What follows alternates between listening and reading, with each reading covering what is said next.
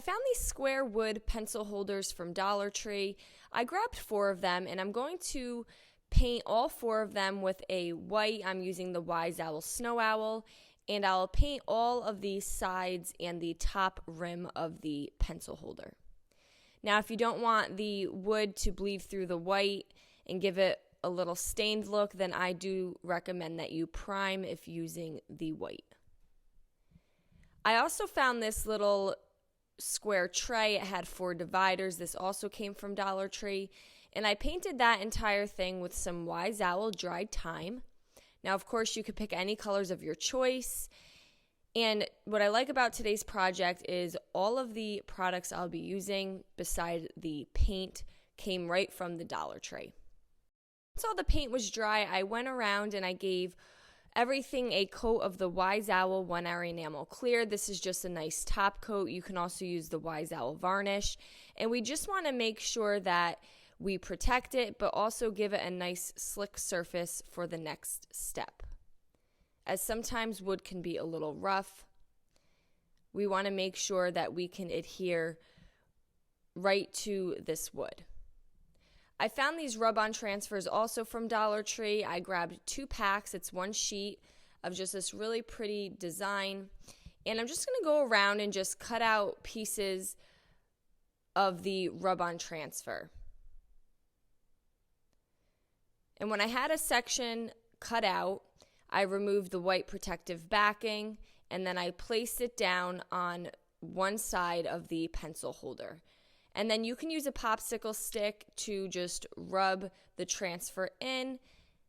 And then when you rubbed it in good, you're going to lift the clear sheet, and then your image is now on your surface. And I went around and I just cut out different designs from this rub-on transfer, and I adhered something to 2 sides of all 4 of the pencil holders. And you want to do 2 sides that will be exposed, so not the front and the back, but you'll do 2 sides that are right next to each other. Dollar Tree has a variety of these different rub-on transfers. I really like this one. I feel like you can kind of just cut a bunch of the different designs out. There's a lot of little writing on it, and it just looks really pretty. Now, I'm not going to worry about getting the entire box covered, as part of the bottom of the pencil holder will not be exposed.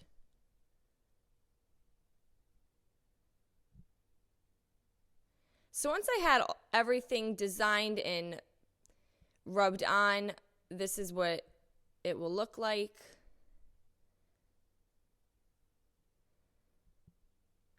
Now I'm going to go back to the wood tray, and I had these gold wood beads in my craft stash, and I'm just going to glue them on the bottom to make the tray a little riser.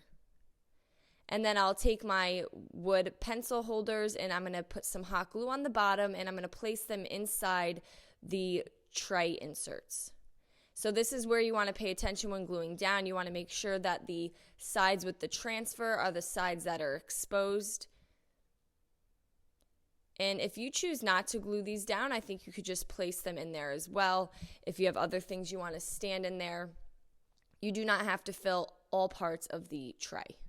But these just fit perfectly inside each other. So this is what we have so far.